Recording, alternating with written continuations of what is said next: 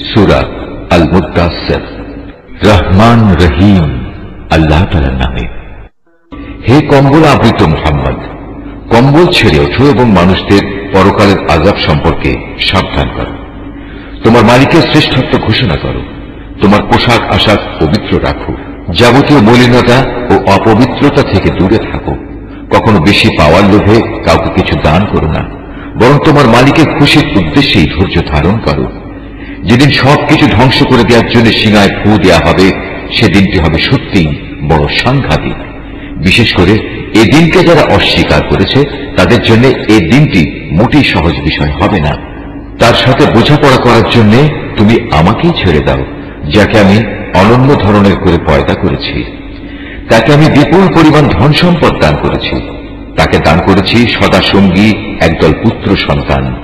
আমি তার জন্য যাবতীয় সচ্ছলতার উপকরণ সুগম করে দিয়েছি। তারপরেও যে লোভ করে তাকে আমি আরো অধিক দিতে থাকবো না, তা কখনো হবে না, কেননা সে আমার আয়াতসমূহের বিরুদ্ধ আচরণে বদ্ধপরিকর। অচিরেই আমি তাকে শাস্তির শীর্ষ দেশে আরোহণ করাবো। সে তো সত্য গ্রহণের ব্যাপারে কিছুটা চিন্তা ভাবনাও করেছিল, তারপর আবার নিজের গোড়ামিতে নিমজ্জিত থাকার একটা সিদ্ধান্ত করল। তারপর অভিশাপ, সত্য চেনার পরেও কেমন করে সে পুনরায় বিরোধিতার সিদ্ধান্ত করল। আবারও তার উপর অভিশাপ নাজিল হোক। কিভাবে সে এমন সিদ্ধান্ত করতে পারল? সে একবার উপস্থিত লোকদের প্রতি চেয়ে দেখল, অহংকার ও দম্ভ ভরে সে তার ভ্রু কুঞ্চিত করল, অবজ্ঞা ভরে নিজের মুখটা বিকৃত করে ফেলল। অতঃপর সে মুখ ফিরিয়ে নেওয়ার সিদ্ধান্ত করল। আভিজাত্যের কারণে সে অহংকারী হয়ে থাকল। সে আরো বলল, এ তো আসলে জাদুবিদ্যার খেল ছাড়া আর কিছুই নয়। এ সব তো আগে থেকেই চলে আসছে। এ তো মানুষের কথা ছাড়া আর কিছুই নয়।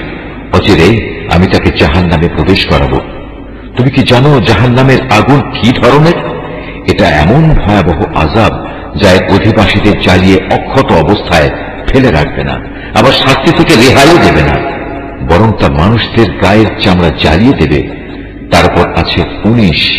আমি ফেরেশতাদের ছাড়া দোজখের প্রহরী হিসেবে অন্য কাউকেই নিযুক্ত করিনি, এবং তাদের সংখ্যাকে আমি অবিশ্বাসীদের জন্য একটি পরীক্ষার মাধ্যম বানিয়ে দিয়েছি, যেন এর মাধ্যমে যাদের উপর আমার কিতাব নাজিল হয়েছে তারা আমার কথার উপর দৃঢ়ভাবে বিশ্বাস স্থাপন করতে পারে, এবং যারা আগে থেকেই আমার উপর ঈমান এনেছে তাদের ঈমানও এতে করে বৃদ্ধি পেতে পারে।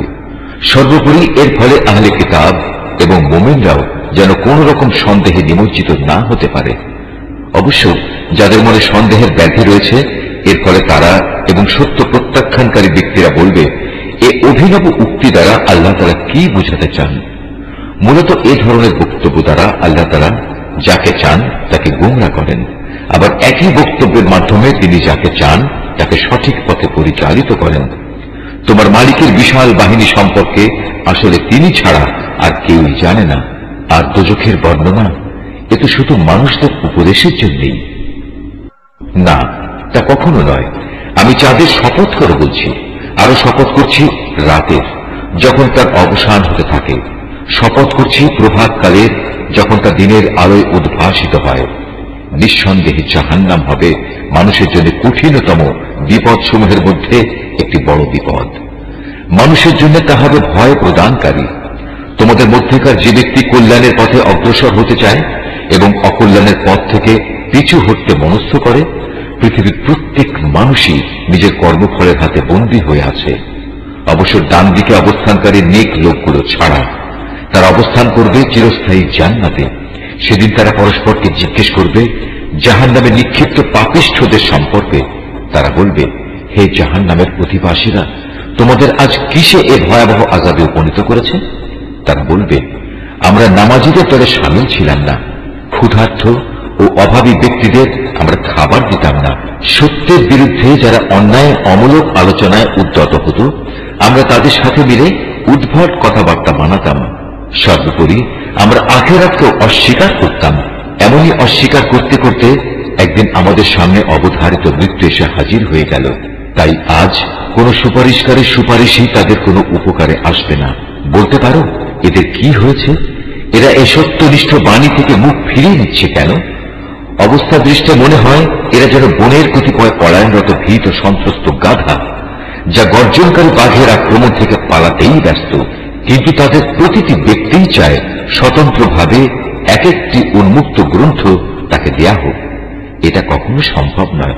আসলে এই লোকেরা শেষ বিচারের দিনক্ষণকে মোটেই ভয় করে না।